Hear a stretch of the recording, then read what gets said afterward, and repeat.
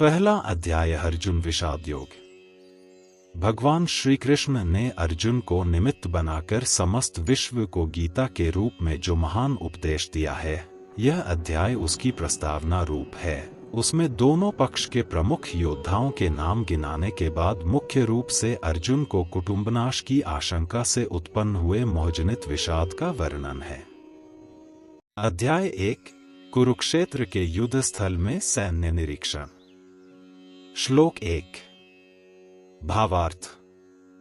धृतराष्ट्र ने कहा, हे संजय, धर्म भूमि कुरुक्षेत्र में युद्ध की इच्छा से एकत्र हुए मेरे तथा पांडु के पुत्रों ने क्या किया। तात्पर्य। भगवद गीता एक बहुपठित आस्तिक विज्ञान है जो गीता महात्म्य में सार रूप में दिया हुआ है। इसमें यह उल्लेख है कि मनुष्य को चाहिए कि वह श्री कृष्ण के भक्त की सहायता से संवीक्षण करते हुए भगवद गीता का अध्ययन करे और स्वार्थ प्रेरित व्याख्याओं के बिना उसे समझने का प्रयास करे। अर्जुन ने जिस प्रकार से साक्षात भगवान कृष्ण से गीता सुनी और उसका उपदेश ग्रहण किया, इस प्रकार की स्पष्ट अनुभूति का उदाहरण भगवद गीता में ही है। यदि उसी गुरु परंपरा से निजी स्वार्थ से प्रेरित हुए बिना किसी को भगवद गीता समझने का सौभाग्य प्राप्त हो तो वह समस्त वैदिक ज्ञान तथा विश्व के समस्त शास्त्रों के अध्ययन को पीछे छोड़ देता है। पाठक को भगवद गीता में न केवल अन्य शास्त्रों की सारी बातें मिलेंगी अपितु ऐसी बातें भी मिलेंगी जो अन्यत्र कहीं उपलब्ध नहीं है। यही गीता का विशिष्ट मानदंड है। स्वयं भगवान श्री कृष्ण द्वारा साक्षात उच्चरित होने के कारण यह पूर्ण आस्तिक विज्ञान है। महाभारत में वर्णित धृतराष्ट्र तथा संजय की वार्ताएं इस महान दर्शन के मूल सिद्धांत का कार्य करती हैं। माना जाता है कि इस दर्शन की प्रस्तुति कुरुक्षेत्र के युद्ध स्थल में हुई जो वैदिक युग से पवित्र तीर्थ स्थल रहा है। इसका प्रवचन भगवान द्वारा मानव जाति के पथ प्रदर्शन हेतु तब किया गया जब वे इस लोक में स्वयं उपस्थित थे। धर्मक्षेत्र शब्द सार्थक है क्योंकि कुरुक्षेत्र के युद्ध स्थल में अर्जुन के पक्ष में श्री भगवान स्वयं उपस्थित थे। कौरवों का पिता धृतराष्ट्र अपने पुत्रों की विजय की संभावना के विषय में अत्यधिक संदिग्ध था। अतः इसी संदेह के कारण उसने अपने सचिव से पूछा। उन्होंने क्या किया?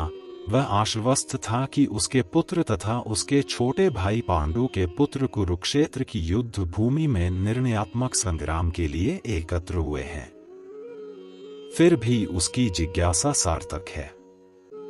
वह नहीं चाहता था कि भाइयों में कोई समझौता हो, अतः वह युद्ध भूमि में अपने पुत्रों की नियति, भाग्य, भावी के विषय में आश्वस्त होना चाह रहा था।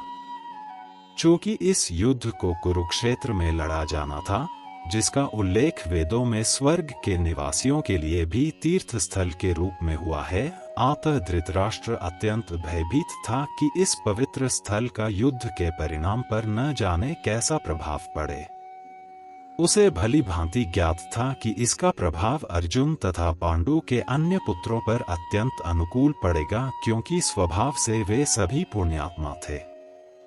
संजय श्री व्यास का शिष्य था, अतः उनकी कृपा से संजय धृतराष्ट्र ने उससे युद्ध स्थल की स्थिति के विषय में पूछा। पांडव तथा धृतराष्ट्र के पुत्र दोनों ही एक वंश से संबंधित हैं, किंतु यहाँ पर धृतराष्ट्र के वाक्य से उसके मनोभाव प्रकट होते हैं।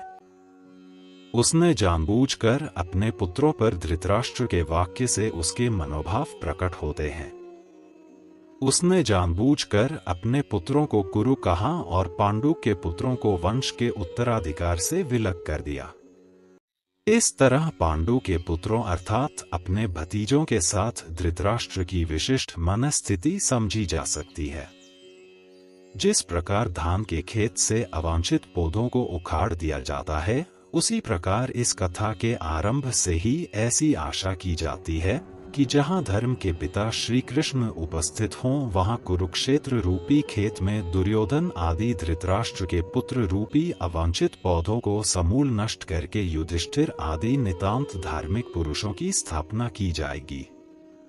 यहाँ धर्मक्षेत्र तथा कुरुक्षेत्र शब्दों की उनकी ऐतिहासिक तथा वैदिक महत्ता के अतिरिक्त यही सार्थकता है। श्लोक 2। संजय ने कहा, हे राजन, पांडुपुत्रों द्वारा सेना की व्यूहरचना देखकर राजा दुर्योधन अपने गुरु के पास गया और उसने ये शब्द कहे। तात्पर्य: धृतराष्ट्र जन्म से अंधा था, दुर्भाग्यवश वह आध्यात्मिक दृष्टि से भी वंचित था। वह यह भी जानता था कि उसी के समान उसके पुत्र भी धर्म के मामले में अंधे हैं और उसे विश्वास था कि वे पांडवों के साथ कभी भी समझौता नहीं कर पाएंगे क्योंकि पांचों पांडव जन्म से ही पवित्र थे। फिर भी उसे तीर्थ स्थल के प्रभाव के विषय में संदेह था। इसीलिए संजय युद्ध भूमि की स्थिति के विषय में उसके प्रश्न के मंतव्य को समझ गया। अतः वह निराश राजा को प्रोत्साहित करना चाह रहा था। उसने उसे विश्वास दिलाया कि उसके पुत्र पवित्र स्थान के प्रभाव में आकर किसी प्रकार का समझौता करने नहीं जा रहे हैं। उसने राजा को बताया कि उसका पुत्र दुर्योधन पांडवों की सेना को देखकर तुरंत अपने सेनापति द्रोणाचार्य को वास्तविक स्थिति से अवगत कराने गया। यद्यपि दुर्योधन को राजा कहकर संबोधित किया गया है, तो भी स्थिति की गंभीरता के कारण उसे सेनापति के पास जाना पड़ा। अतएव दुर्योधन राजनीतिज्ञ बनने के लिए सर्वथा उपयुक्त था। किंतु जब उसने पांडवों की व्यूहरचना देखी तो उसका यह कूटनीतिक व्यवहार उसके भय को छिपा न पाया। श्लोक 3। हे आचार्य, पांडुपुत्रों की विशाल सेना को देखें, जिसे आपके बुद्धिमान शिष्य द्रुपद के पुत्र ने इतने कौशल से व्यवस्थित किया है। तात्पर्य: परम राजनीतिज्ञ दुर्योधन महान ब्राह्मण सेनापति द्रोणाचार्य के दोषों को इंगित करना चाहता था। अर्जुन की पत्नी द्रौपदी के पिता राजा द्रुपद के साथ द्रोणाचार्य का कुछ राजनीतिक झगड़ा था। इस झगड़े के फलस्वरूप द्रुपद ने एक महान यज्ञ संपन्न किया, जिससे उसे एक ऐसा पुत्र प्राप्त होने का वरदान मिला जो द्रोणाचार्य का वध कर सके। द्रोणाचार्य इसे भलीभांति जानता था, किंतु जब द्रुपद का पुत्र धृष्टद्युम्न युद्ध शिक्षा के लिए उसको सौंपा गया तो द्रोणाचार्य को उसे अपने सारे सैनिक रहस्य प्रदान करने में कोई झिझक नहीं हुई। अब धृष्टद्युम्न कुरुक्षेत्र की युद्ध भूमि में पांडवों का पक्ष ले रहा था और उसने द्रोणाचार्य से जो कला सीखी थी उसी के आधार पर उसने यह व्यूहरचना की थी। दुर्योधन ने द्रोणाचार्य की इस दुर्बलता की ओर इंगित किया, जिससे वह युद्ध में सजग रहे और समझौता न करे। इसके द्वारा वह द्रोणाचार्य को यह भी बताना चाह रहा था कि कहीं वह अपने प्रिय शिष्य पांडवों के प्रति युद्ध में उदारता न दिखा बैठे। विशेष रूप से अर्जुन उसका अत्यंत प्रिय एवं तेजस्वी शिष्य था। दुर्योधन ने यह भी चेतावनी दी कि युद्ध में इस प्रकार की उदारता से हार आ सकती है। श्लोक 4।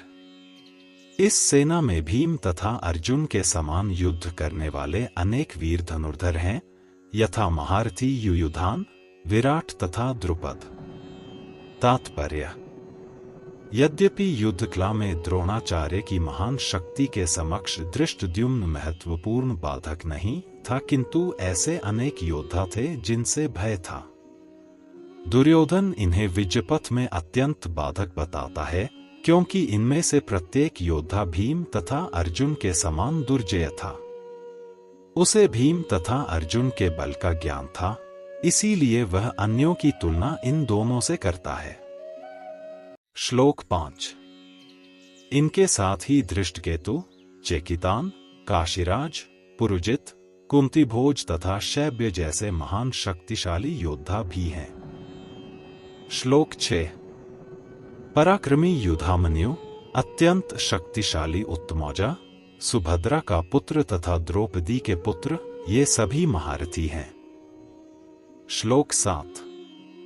किंतु हे ब्राह्मण श्रेष्ठ, आपकी सूचना के लिए मैं अपनी सेना के उन नायकों के विषय में बताना चाहूंगा जो मेरी सेना को संचालित करने में विशेष रूप से निपुण हैं। श्लोक 8।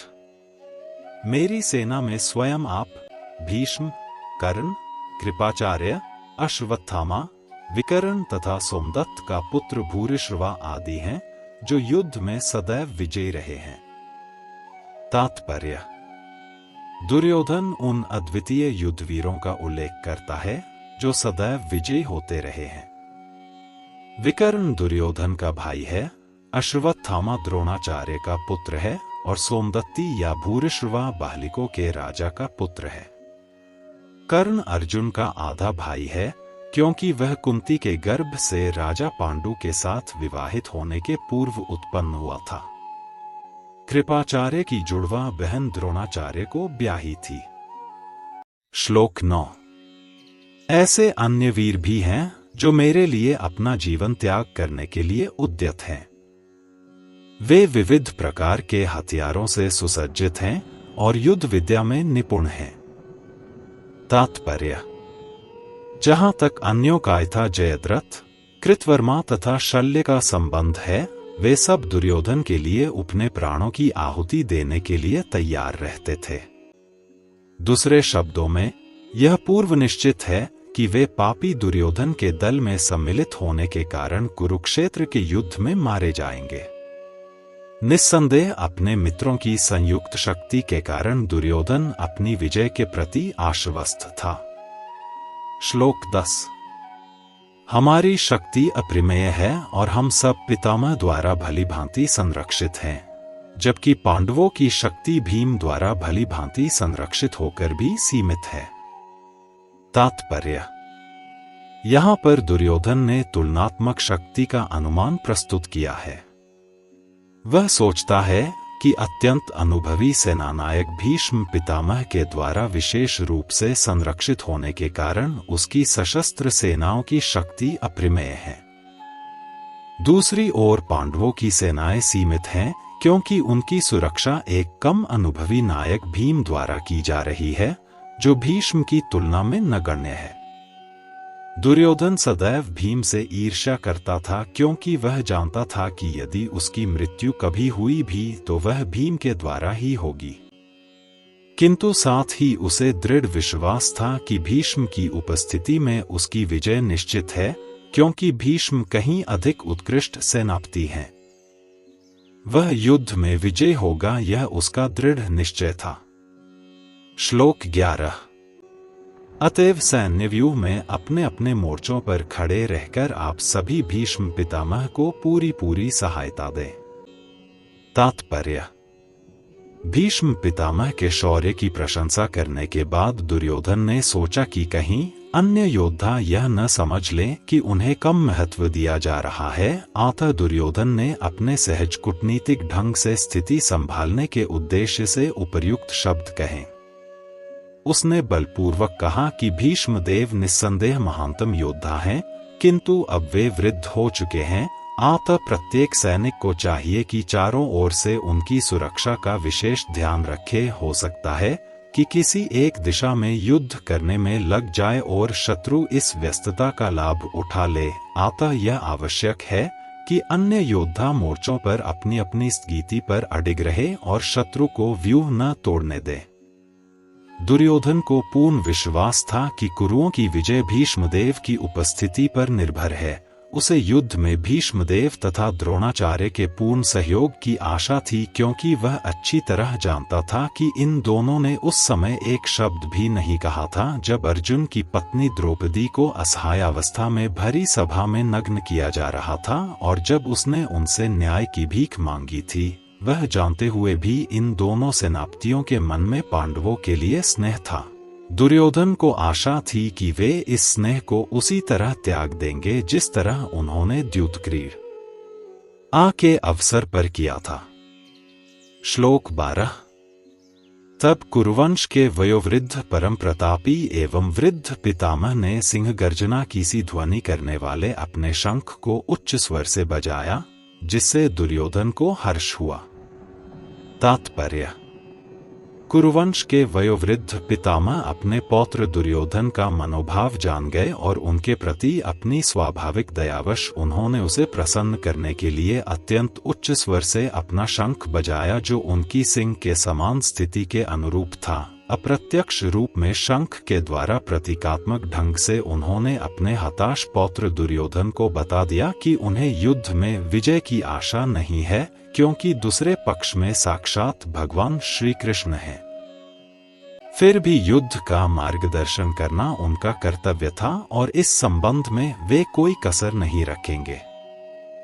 श्लोक 13। तत्पश्चात शंख, नगाड़े, बिगुल, तुरही तथा सींग सहसा एक साथ बज उठे। वह संवेद स्वर अत्यंत कोलाहलपूर्ण था। श्लोक 14। दूसरी ओर से श्वेत घोड़ों द्वारा खींचे जाने वाले विशाल रथ पर आसीन कृष्ण तथा अर्जुन ने अपने अपने दिव्य शंख बजाए। तात्पर्य: भीष्मदेव द्वारा बजाए गए शंख की तुलना में कृष्ण तथा अर्जुन के शंखों को दिव्य कहा गया है। दिव्य शंखों के नाद से यह सूचित हो रहा था कि दूसरे पक्ष की विजय की कोई आशा न थी, क्योंकि कृष्ण पांडवों के पक्ष में थे। जयस्तु पांडुपुत्राणा येषा पक्षे जनार्दन, जय सदा पांडु के पुत्र जैसों की होती है, क्योंकि भगवान कृष्ण उनके साथ हैं और जहाँ जहाँ भगवान विद्यमान हैं वही वही लक्ष्मी भी रहती हैं, क्योंकि वे अपने पति के बिना नहीं रह सकती। अतः जैसा कि विष्णु या भगवान कृष्ण के शंख द्वारा उत्पन्न दिव्य ध्वनि से सूचित हो रहा था, विजय तथा श्री दोनों ही अर्जुन की प्रतीक्षा कर रही थी। इसके अतिरिक्त जिस रथ में दोनों मित्र आसीन थे वह अर्जुन को अग्नि देवता द्वारा प्रदत्त था और इससे सूचित हो रहा था कि तीनों लोकों में जहाँ कहीं भी यह जाएगा वहाँ विजय निश्चित है। श्लोक 15। भगवान कृष्ण ने अपना 5 जन्य शंख बजाया। अर्जुन ने देवदत्त शंख तथा अतिभोजी एवं अतिमानवीय कार्य करने वाले भीम ने पौंड्र नामक शंख बजाया। तात्पर्य: इस श्लोक में भगवान कृष्ण को ऋषिकेश कहा गया है, क्योंकि वे ही समस्त इंद्रियों के स्वामी हैं। सारे जीव उनके भिन्नांश हैं, अतः जीवों की इंद्रियां भी उनकी इंद्रियों के अंश हैं। चूंकि निर्विशेषवादी जीवों की इंद्रियों का कारण बताने में असमर्थ हैं, इसीलिए वे जीवों को इंद्रिय रहित या निर्विशेष कहने के लिए उत्सुक रहते हैं। भगवान समस्त जीवों के हृदयों में स्थित होकर उनकी इंद्रियों का निर्देशन करते हैं, किंतु वे इस तरह निर्देशन करते हैं कि जीव उनकी शरण ग्रहण कर ले, और विशुद्ध भक्त की इंद्रियों का तो वे प्रत्यक्ष निर्देशन करते हैं। यहाँ कुरुक्षेत्र की युद्ध भूमि में भगवान कृष्ण अर्जुन की दिव्य इंद्रियों का निर्देशन करते हैं, इसीलिए उनको ऋषिकेश कहा गया है। भगवान के विविध कार्यों के अनुसार उनके भिन्न भिन्न नाम हैं। उदाहरणार्थ, इनका एक नाम मधुसूदन है, क्योंकि उन्होंने मधु नाम के असुर को मारा था। वे गौवों तथा इंद्रियों को आनंद देने के कारण गोविंद कहलाते हैं। वसुदेव के पुत्र होने के कारण इनका नाम वासुदेव है। देवकी को माता रूप में स्वीकार करने के कारण इनका नाम देवकी नंदन है। वृंदावन में यशोदा के साथ बाल लीलाएं करने के कारण ये यशोदा नंदन है। अपने मित्र अर्जुन का सारथी बनने के कारण पार्थ सारथी हैं।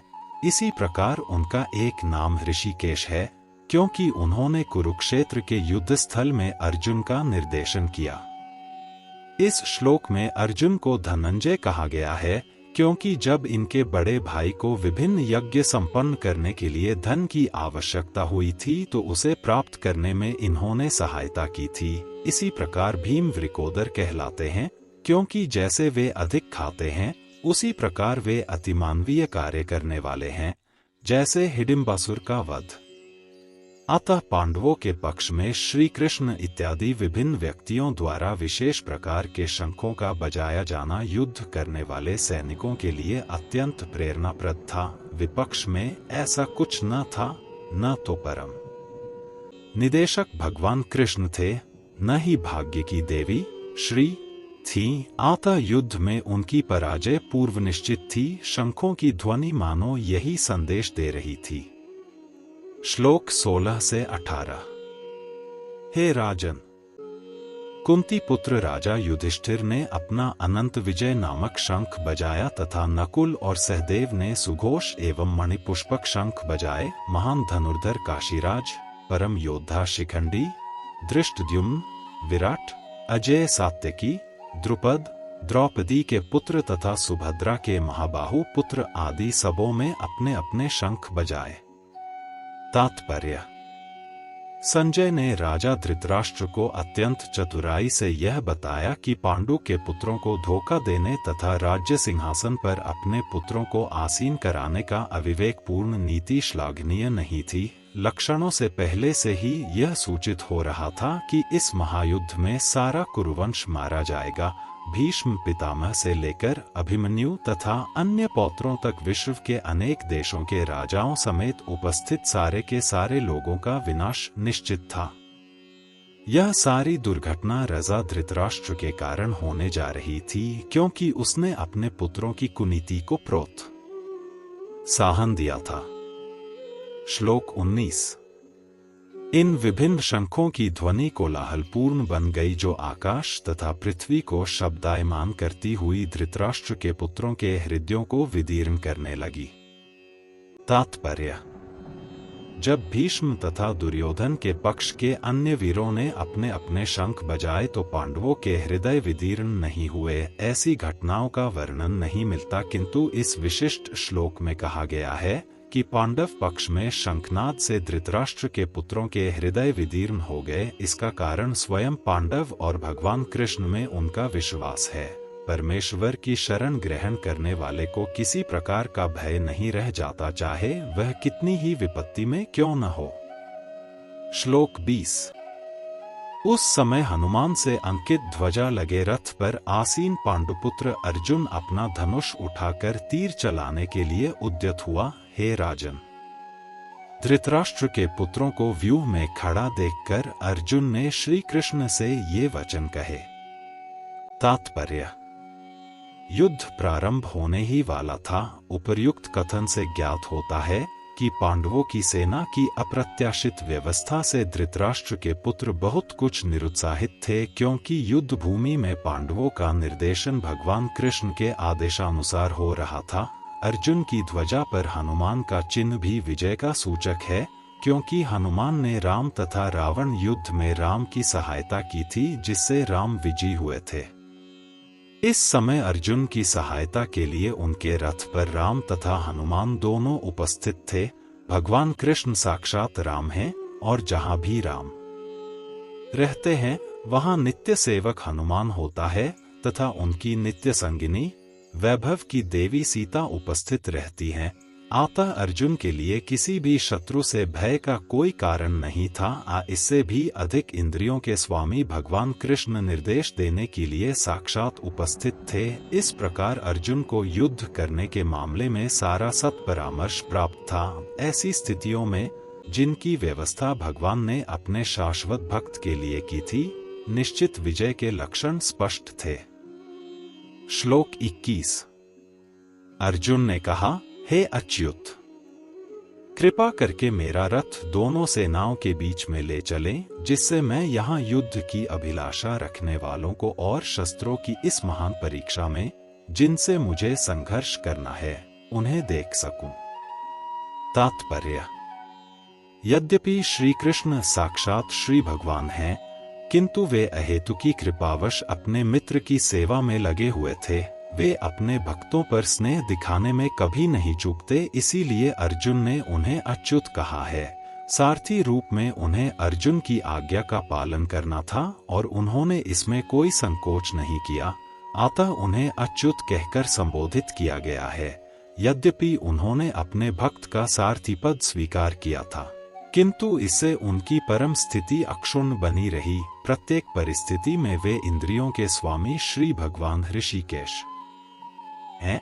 भगवान तथा उनके सेवक का संबंध अत्यंत मधुर एवं दिव्य होता है। सेवक स्वामी की सेवा करने के लिए सदैव उद्यत रहता है और भगवान भी भक्त की कुछ न कुछ सेवा करने के लिए सदैव उद्यत रहता है और भगवान भी भक्त की कुछ न कुछ सेवा करने की कोशिश में रहते हैं।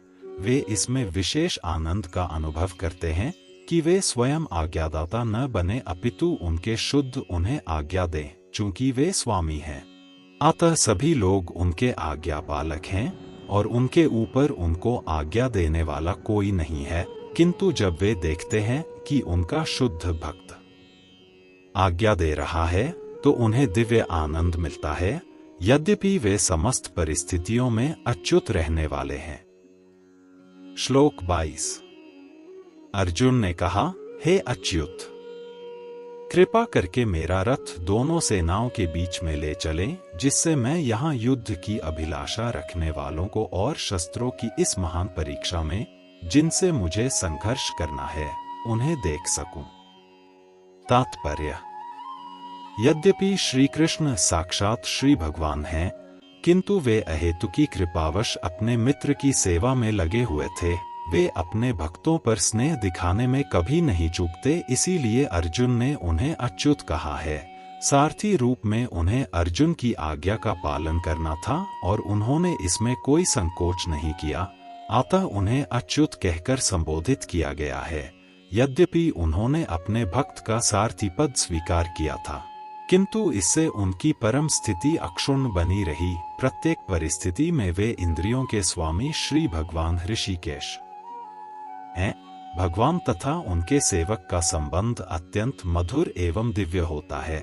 सेवक स्वामी की सेवा करने के लिए सदैव उद्यत रहता है और भगवान भी भक्त की कुछ न कुछ सेवा करने के लिए सदैव उद्यत रहता है और भगवान भी भक्त की कुछ न कुछ सेवा करने की कोशिश में रहते हैं। वे इसमें विशेष आनंद का अनुभव करते हैं कि वे स्वयं आज्ञादाता न बने अपितु उनके शुद्ध उन्हें आज्ञा दें, चूंकि वे स्वामी हैं।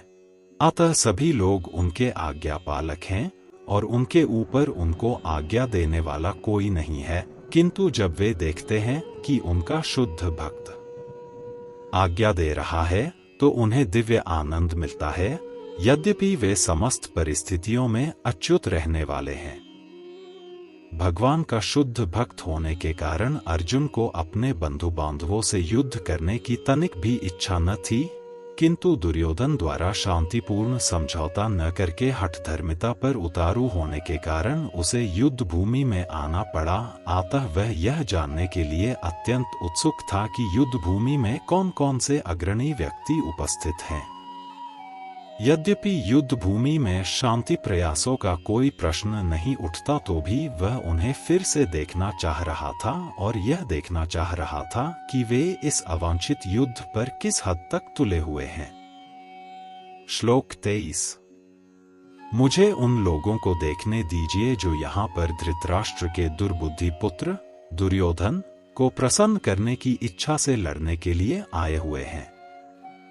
तात्पर्य: यह सर्वविदित था कि दुर्योधन अपने पिता धृतराष्ट्र की सांठगांठ से पापपूर्ण योजनाएं बनाकर पांडवों के राज्य को हड़पना चाहता था।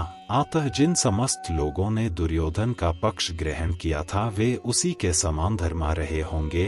अर्जुन युद्ध प्रारंभ होने के पूर्व यह तो जान ही लेना चाहता था कि कौन कौन से लोग आए हुए हैं, किंतु उनके समक्ष समझौता का प्रस्ताव रखने की उसकी कोई योजना नहीं थी। यह भी तथ्य था कि वह उनकी शक्ति का, जिसका उसे सामना करना था, अनुमान लगाने की दृष्टि से उन्हें देखना चाह रहा था।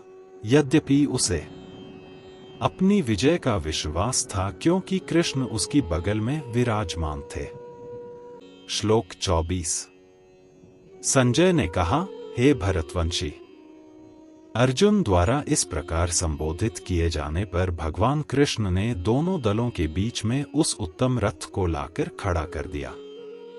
तात्पर्य: इस श्लोक में अर्जुन को गुडाकेश कहा गया है। गुडाका का अर्थ है नींद, और जो नींद को जीत लेता है वह गुडाकेश है। नींद का अर्थ अज्ञान भी है।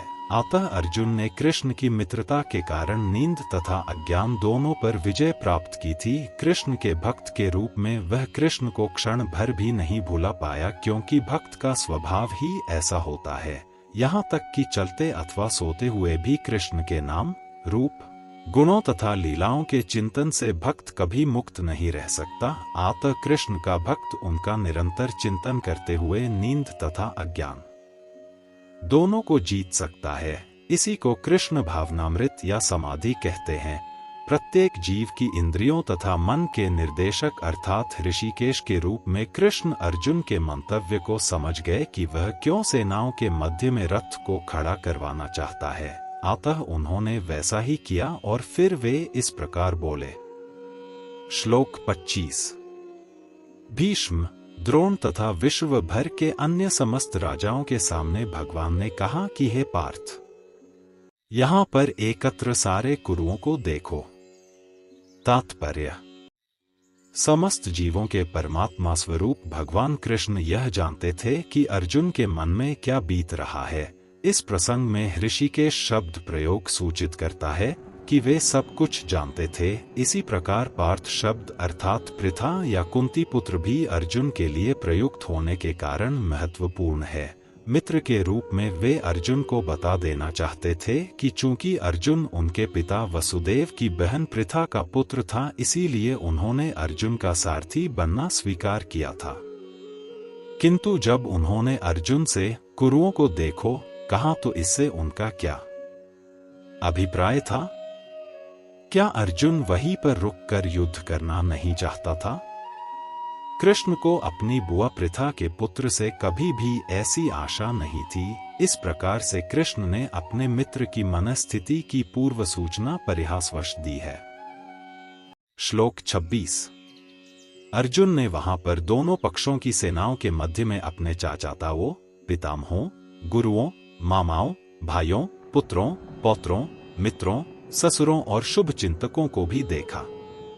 तात्पर्य: अर्जुन युद्धभूमि में अपने सभी संबंधियों को देख सका। वह अपने पिता के समकालीन भूरिश्रवा जैसे व्यक्तियों, भीष्म तथा सोमदत्त जैसे पितामहों, द्रोणाचार्य तथा कृपाचार्य जैसे गुरुओं, शल्य तथा शकुनी जैसे मामाओं, दुर्योधन जैसे भाइयों, लक्ष्मण जैसे पुत्रों, अश्वत्थामा जैसे मित्रों एवं कृतवर्मा जैसे शुभ चिंतकों को देख सका। वह उन सेनाओं को भी देख सका जिनमें उसके अनेक मित्र थे। श्लोक 27। जब कुंती पुत्र अर्जुन ने मित्रों तथा संबंधियों की इन विभिन्न श्रेणियों को देखा तो वह करुणा से अभिभूत हो गया और इस प्रकार बोला। श्लोक 28।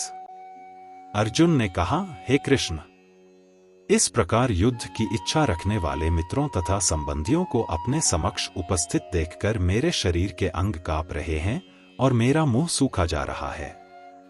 तात्पर्य: यथार्थ भक्ति से युक्त मनुष्य में वे सारे सद्गुण रहते हैं जो सत्पुरुषों या देवताओं में पाए जाते हैं, जबकि अभक्त अपनी शिक्षा या संस्कृति के द्वारा भौतिक योग्यताओं में चाहे कितना ही उन्नत क्यों न हो, इस ईश्वरीय गुणों से विहीन होता है।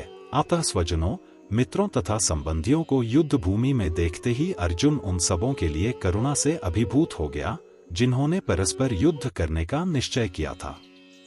जहां तक उसके अपने सैनिकों का संबंध थे, वह उनके प्रति प्रारंभ से दयालु था, किंतु विपक्षी दल के सैनिकों की आसन्न मृत्यु को देखकर वह उन पर भी दया का अनुभव कर रहा था। और जब वह इस प्रकार सोच रहा था तो उसके अंगों में कंपन होने लगा और मुंह सूख गया। उन सबको युद्धाभिमुख देखकर उसे आश्चर्य भी हुआ। प्रायः सारा कुटुंब, अर्जुन के सगे संबंधी उससे युद्ध करने आए थे। यद्यपि इसका उल्लेख नहीं है, किंतु तो भी सहज अनुमान लगाया जा सकता है कि न केवल उसके अंग कांप रहे थे और मुख सूख रहा था, अपितु वह दयावश रुदन भी कर रहा था।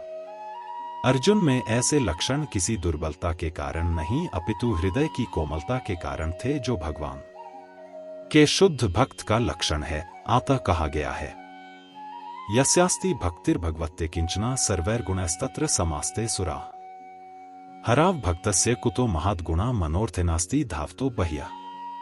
जो भगवान के प्रति अविचल भक्ति रखता है उसमें देवताओं के सद्गुण पाए जाते हैं, किंतु जो भगवत भक्त नहीं है उसके पास भौतिक योग्यताएं ही रहती हैं जिनका कोई मूल्य नहीं होता। इसका कारण यह है कि वह मानसिक धरातल पर मंडराता रहता है और ज्वलंत माया के द्वारा अवश्य ही आकृष्ट होता है।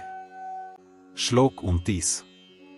मेरा सारा शरीर कांप रहा है, मेरे रोंगटे खड़े हो रहे हैं, मेरा गांडीव धनुष मेरे हाथ से सरक रहा है और मेरी त्वचा जल रही है। तात्पर्य: शरीर में दो प्रकार का कंपन होता है और रोंगटे भी दो प्रकार से खड़े होते हैं। ऐसा या तो आध्यात्मिक परमानंद के समय या भौतिक परिस्थितियों में अत्यधिक भय उत्पन्न होने पर होता है। दिव्य साक्षात्कार में कोई भय नहीं होता। इस अवस्था में अर्जुन के जो लक्षण हैं वे भौतिक भय अर्थात जीवन की हानि के कारण हैं। अन्य लक्षणों से भी यह स्पष्ट है। वह इतना अधीर हो गया कि उसका विख्यात धनुष गांडीव उसके हाथों से सरक रहा था और उसकी त्वचा में जलन उत्पन्न हो रही थी। ये सब लक्षण देहात्म बुद्धि से जन्य हैं। श्लोक 30। मैं यहाँ अब और अधिक खड़ा रहने में असमर्थ हूँ। मैं अपने को भूल रहा हूँ और मेरा सिर चकरा रहा है। हे कृष्ण, मुझे तो केवल अमंगल के कारण दिख रहे हैं। तात्पर्य: अपने अधैर्य के कारण अर्जुन युद्ध भूमि में खड़ा रहने में असमर्थ था और अपने मन की इस दुर्बलता के कारण उसे आत्मविस्मृति हो रही थी। भौतिक वस्तुओं के प्रति अत्यधिक आसक्ति के कारण मनुष्य ऐसी मोहमयी स्थिति में पड़ जाता है। भयम द्वितीय अभिनिवेशतः स्यात्। भागवत 11 फरवरी 1937। ऐसा भय तथा मानसिक असंतुलन उन व्यक्तियों में उत्पन्न होता है जो भौतिक परिस्थितियों से ग्रस्त होते हैं।